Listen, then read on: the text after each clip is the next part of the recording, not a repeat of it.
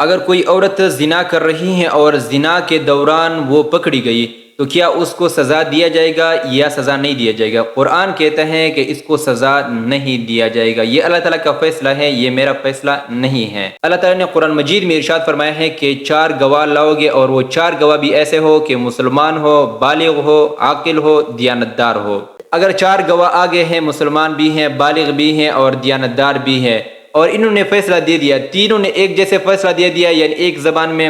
اور ایک کے الفاظ تھوڑے سے مختلف تھے اور وہ بھی زنا کے اوپر ہیں، تو پھر اس صورت میں بھی قاضی اس عورت اور مرد کو سزا نہیں دے گا، کیونکہ ان کے الفاظ یکساں نہیں ہیں، اور وہ گواہی اس طرح دیں گے کہ ہم نے ان کو زنا کرتے وقت ایسے دیکھا ہے کہ جیسے سوئی میں داغا ڈالتے ہیں، ہم نے ان کو اس طرح دیکھا ہے۔ اگر ان کو باتیں کرتے وقت دیکھا تو پھر یہ زنا کے حکم میں نہیں آئے گا۔ اب اللہ تعالیٰ نے اتنی سخت شرائط کیوں رکھی ہیں؟ ایک مرد اور عورت زنا کر رہی ہیں، ایک شخص نے دیکھ لیا تو ٹھیک ہے، بس اس نے دیکھ لیا ہے، اب اس کو سزا دیا جائے گا، لیکن اب وہ 4 لوگوں کو بلائے گا، وہ آئیں گے تو یہ تو پھر کام ختم ہو جائے گا۔ اللہ تعالیٰ نے اتنے سخت شرائط اس لیے رکھے ہیں کہ اللہ تعالیٰ زمین میں فساد نہیں چاہتا ہے، اللہ تعالیٰ انسان کے اوپر پردہ فرماتا ہے۔ بعض علاقوں میں تو رسومات ہیں کہ ان کو قتل کر دیا جاتا ہے، یہ اسلام نہیں ہے، یہ دین نہیں ہے، اس کو اسلام کے ساتھ منسلک نہ کرو، کیونکہ اللہ تعالیٰ تو فرماتا ہے کہ 4 گواہ لاؤ گے، اور 4 گواہ بھی ایسے سخت شرائط کے ساتھ اللہ تعالیٰ نے رکھے ہیں۔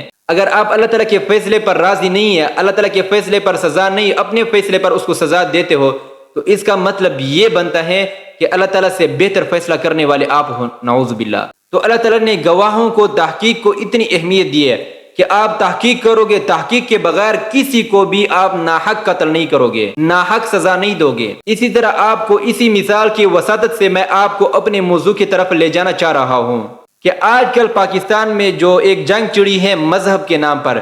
کہ جس شخص کا بھی دل چاہے کہ فلانے کو قتل کرو تو وہ اس کو قتل کر دیتا ہے۔ جب لوگ پوچھتے ہیں کہ آپ نے یہ قدم کیسے اٹھایا، وہ کہتے ہیں اس نے قرآن کی گستاخی کی اور اس نے نبی کی گستاخی کی ہے، تو اس لیے میں نے اس کو قتل کیا۔ تو پھر عوام بھی اس قاتل کے ساتھ مل جاتی ہیں اور کہتے ہیں کہ یہ ہمارا غازی ہے، اور اس کو انعامات دیتے ہیں کہ اس نے گستاخی نبی کو قتل کیا اور گستاخی قرآن کو قتل کیا، اس نے بہت اچھا کام کیا، اور انعامات دیتے رہتے ہیں۔ یہ اسلام نہیں ہے، یہ دین نہیں ہے۔ دین کہتا ہے کہ آپ تحقیق کرو، تحقیق کے بغیر کوئی فیصلہ نہ کرو۔ اگر کسی شخص نے بالفرض نبی کی گستاخی کی یا قرآن کی گستاخی کی تو سب سے پہلے آپ گواہوں کو ڈھونڈ کے لے کے آؤ گے کہ آپ گواہ رہنا۔ 4 سال پہلے کی بات ہے کہ ایک بینک سیکیورٹی گارڈ نے اپنے بینک کے مینیجر کو قتل کیا، بندوق کے ساتھ مارا۔ لوگ ان کے پاس آئے اور کہا کہ آپ نے اس کو کیوں مارا؟ تو وہ کہتے ہیں اس نے نبی علیہ السلام کی گستاخی کی۔ لوگ اس سیکیورٹی گارڈ کے ساتھ شامل ہو گئے اور اس کو عزت کے ساتھ لے جا رہا ہے اور احتجاج کر رہا ہے کہ یہ ہمارا غازی ہے سیکیورٹی گارڈ، اور اس نے نبی کے گستاخ کو مار دیا۔ بعد میں تحقیق کیا،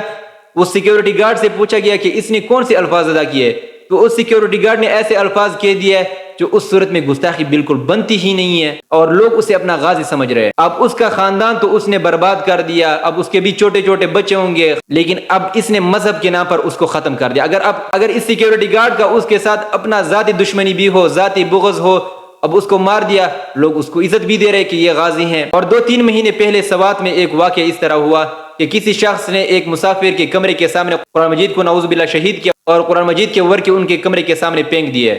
اور لوگ اس کے پاس آئے اور اس کا کمرہ توڑ دیا اور اس کو پکڑ لیا اور اس کو قتل کر دیا کہ یہ قرآن کی گستاخ ہیں۔ اب اگر کوئی شخص اس کے ساتھ دشمنی کرتا ہے، اب اس کے کمرے کے سامنے قرآن پاک کے پیج پھینک دیے، نعوذ باللہ، لوگ اس کے پاس آئے اور اس کو قتل کر دیا، اور پھر کہتے ہیں کہ یہ قرآن کا گستاخ ہیں۔ میں آپ سے پوچھنا چاہتا ہوں کہ آپ کے پاس کوئی ثبوت ہے؟ قرآن، اسلام، دین تو ہمیں یہ کہتے ہیں کہ ثبوت کے بغیر کوئی کام نہ کرو، اور آج کل ہم مسلمان یہاں تک آ چکے ہیں کہ جو کام بھی مذہب کے نام پر ہو بغیر ثبوت کے کریں گے۔ خدا کے لیے میری آپ سے اور تمام عوام سے ریکویسٹ ہے کہ ہمارے نبی نے اور قرآن نے ہمیں یہ دیا ہے، تحقیق کرو، ثبوت لاؤ، گواہ لاؤ، اس کے بغیر فیصلہ آپ نہ کرو۔ تو اگر آپ نے نبی کے فرمان پر چلنا ہے، قرآن کے احکامات پر چلنا ہے، اللہ تعالیٰ کے فیصلے پر چلنا ہے، تو پھر آپ جو بھی کام کرو، جو کام بھی ہو، گواہ دیکھو، ثبوت دیکھو، حقیقت دیکھو، اس کے بغیر آپ نے فیصلہ نہیں کرنا ہے۔ اللہ تعالیٰ قرآن مجید میں ارشاد فرماتے ہیں کہ ایک انسان کا ناحق قتل پوری انسانیت کا قتل ہے۔